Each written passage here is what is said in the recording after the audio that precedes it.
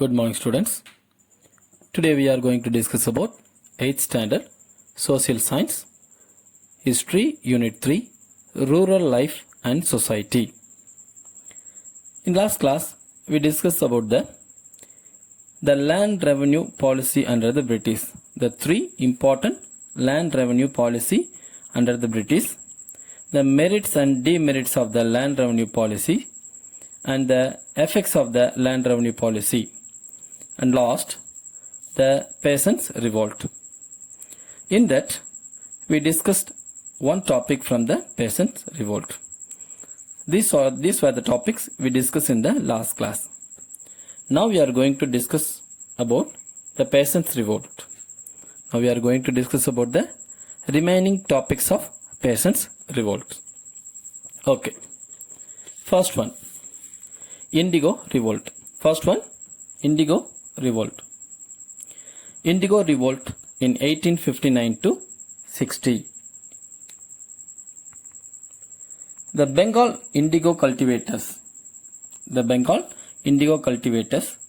strike was the most militant and widespread peasant uprising. The Indigo revolt was happened in Bengal. The Bengal indigo cultivators strike was the most militant and widespread peasant uprising. The European indigo planters compelled the tenant farmers to grow indigo at terms highly disadvantageous to the farmers. The problem between the European indigo planters and the cultivators. The European indigo planters very much torture the indigo cultivators. The tenant farmers was forced to sell it cheap to the planters and accepted advantage from the planters, then benefited the latter. That was the main problem. There were also cases of kidnapping, looting, flogging and burning that was happened due to the problem between the European indigo planters and the cultivators. Led by Digambar Biswas and Bishnu Charan Biswas. These were the two important persons led the revolt in Nadia district, gave up indigo cultivation in September 1859. Factories were burnt down and the revolt spread. To take control of the situation, the government set up an Indigo Commission in 1860. An Indigo Commission was set up in 1860 by the government to control the situation, whose recommendation formed part of the Act 6 of 1862. The indigo planters of Bengal, however, moved on the settle in Bihar and Uttar Pradesh because of the torture of the European indigo cultivators. The indigo cultivators moved to Bihar and Uttar Pradesh. The newspaper Hindu Patriot brought to light the misery means the problems, the very pain to the cultivators.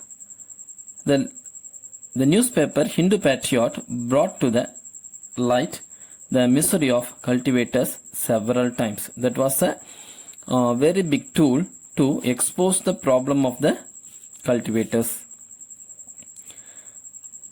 Dinabandhu Mitra wrote a drama. Dinabandhu Mitra, he was a writer, wrote a drama Nil Darban in Bengali with a view to draw the attention of the people and the government towards the misery of the indigo cultivators.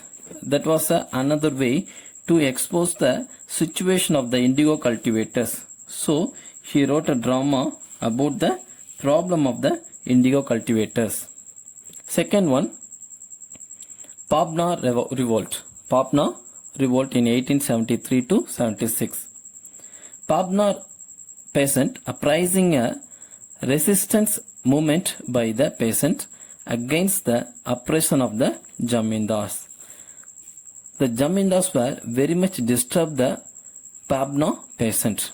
So the peasants means farmers revolt against the Jamindars in Pabna. It originated in the Yusuf Sahi Pargana of Pabna in Bengal. It was led by Kesab Chandra Roy. Kesab Chandra Roy, he was led the revolt.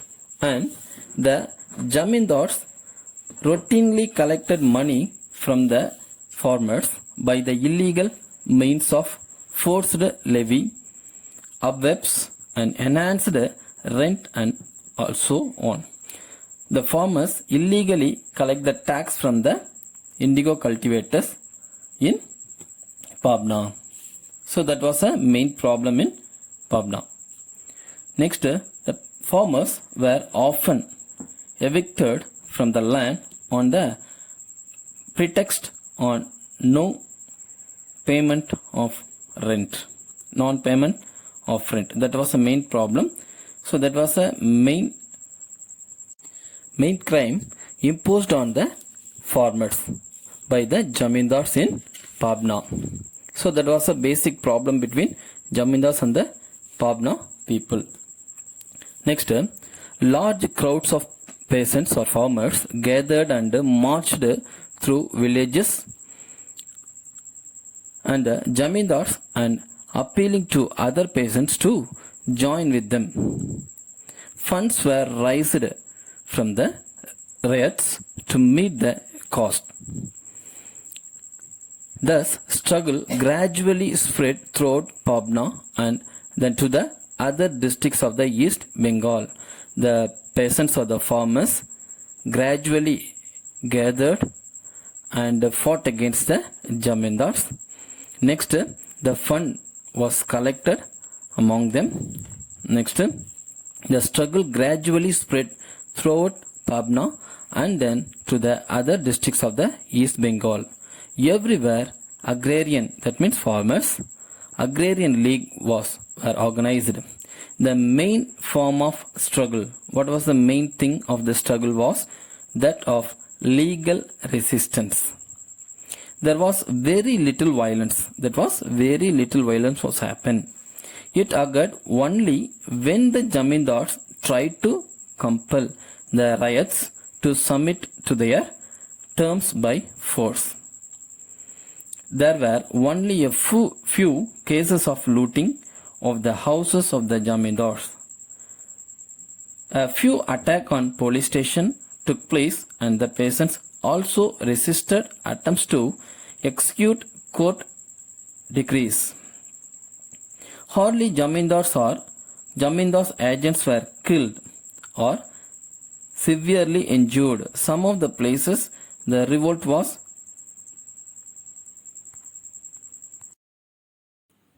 Okay, next students, next topic is Deccan Riots.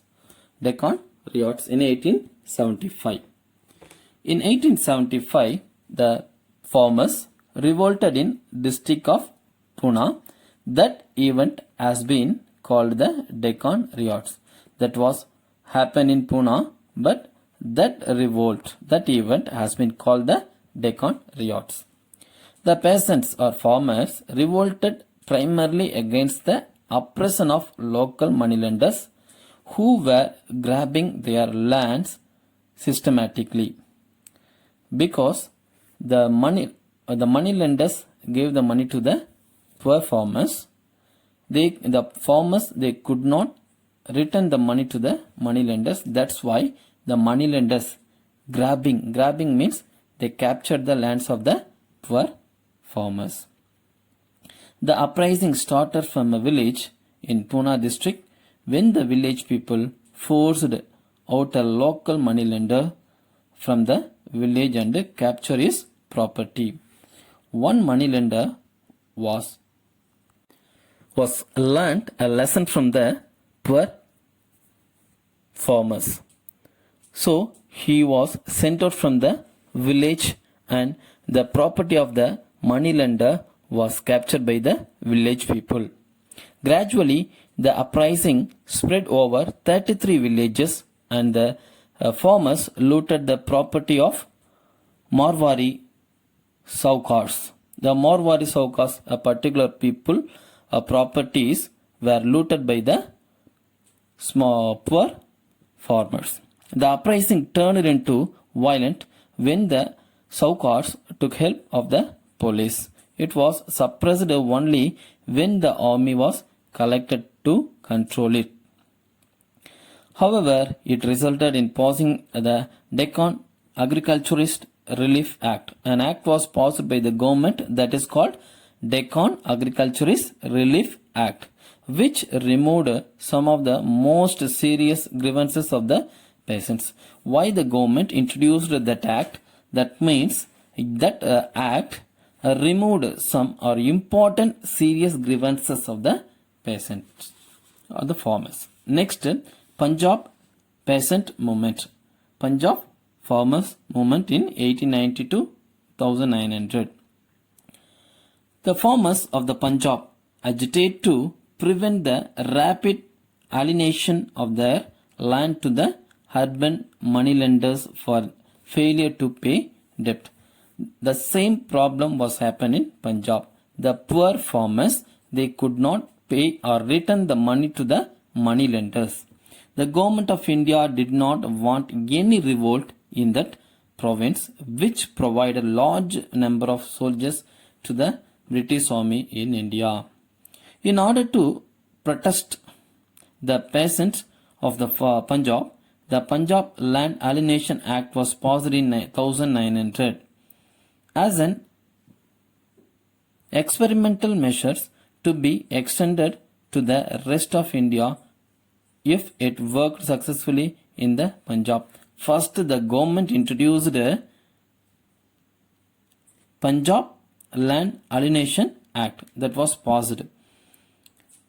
In that, government want to experiment that act, how it was possible.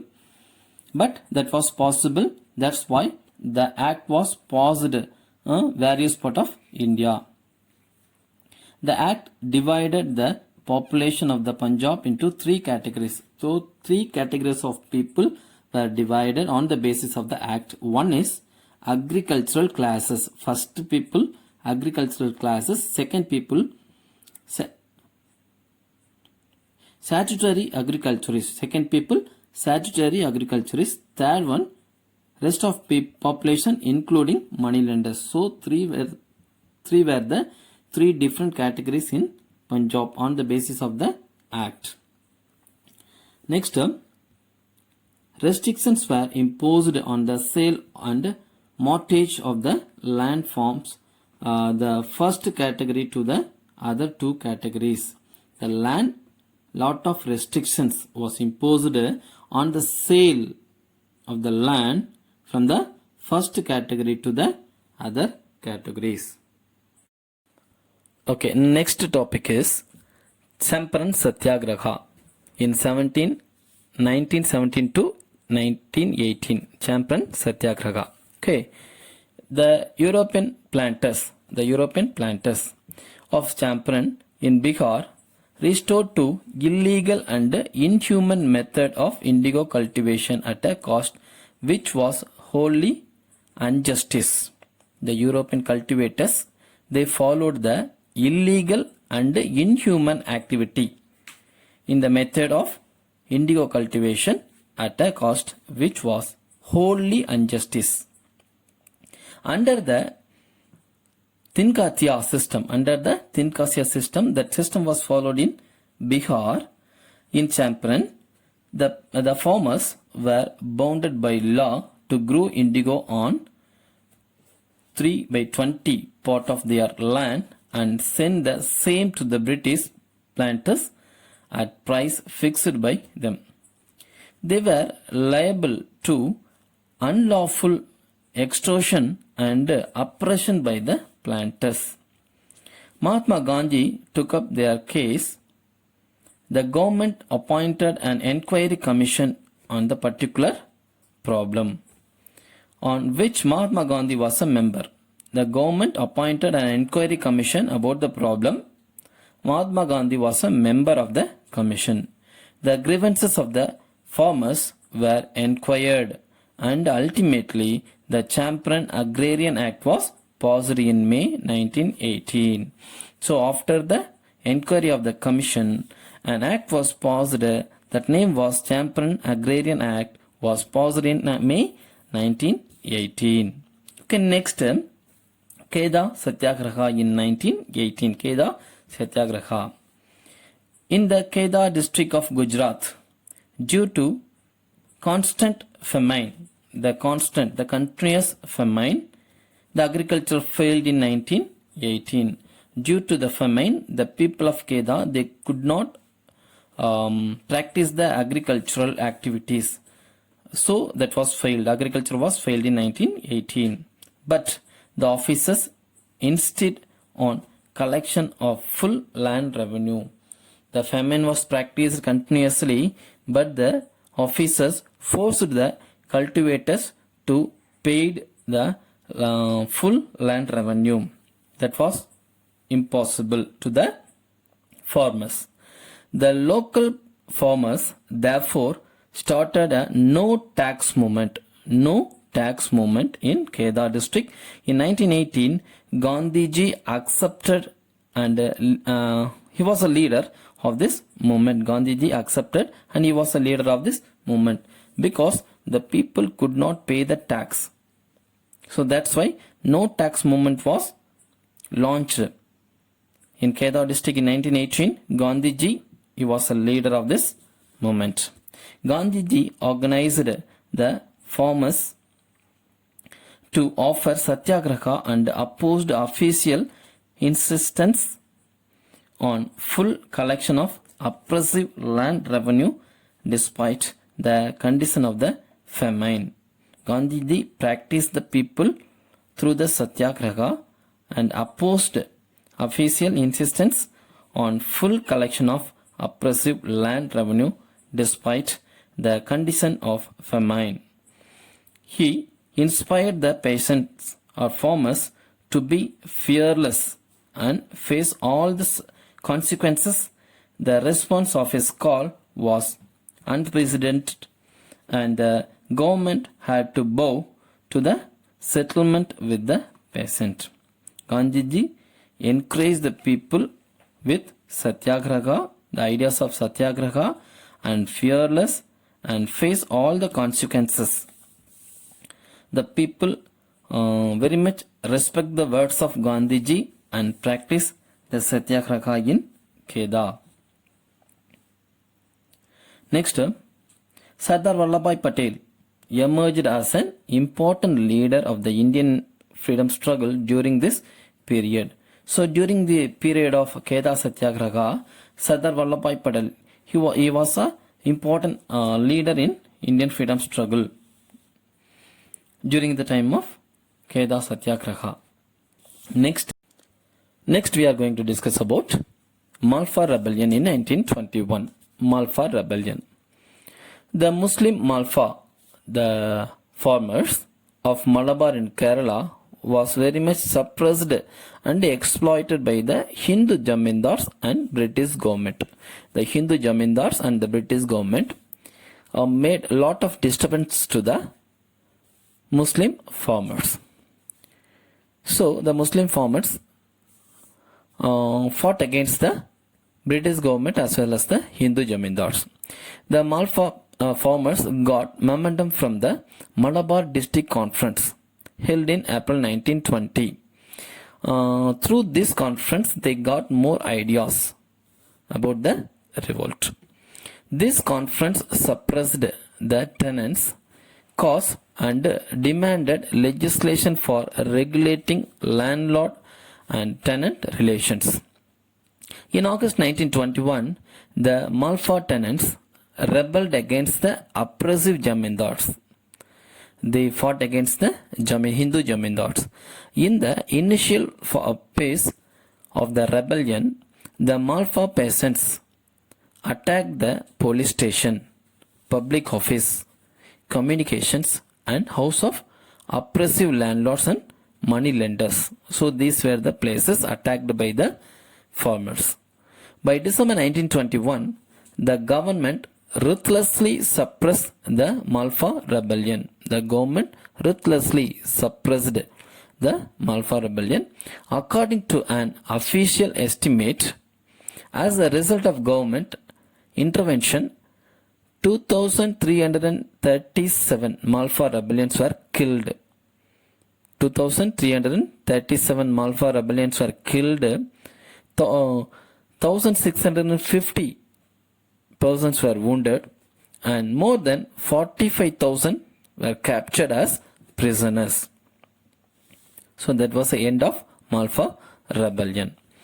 Next topic is Bardoli Satyagraha in 1929 to 1930. Bardoli Satyagraha. In 1928, the farmers of Bardoli in Gujarat started their agitation under the leadership of Sardar Vallabhbhai Patel in protest against the government's proposal to increase land revenue by 30%. The government increased the land revenue by 30%. That was a great problem to the peasants to pay the land revenue to the government. The peasants or the farmers refused to pay tax at the enhanced rate and started no tax campaign from 12th February 1928. The government could not pay the tax to the government that was so high. So they started the no tax campaign on the leadership of Sardar Vallabhbhai Patel from 12th February 1928. Many women also participated in this campaign. Many women are also participated in this campaign. In 1930, the farmers of Bardoli rose to a man, refused to pay taxes, faced the action, sales and the eventual loss of almost all their lands, but refused to submit to the government. The people wants to sell their lands in the very low rate, but they want to sell to the government. However, all their lands were returned to them when the Congress came into power in 1937. So after the power of Congress in 1937, all the lands were returned to the people because the lands were captured by the English government from the poor peasants. So that was returned to the people in 1937 by the Congress. So that's all.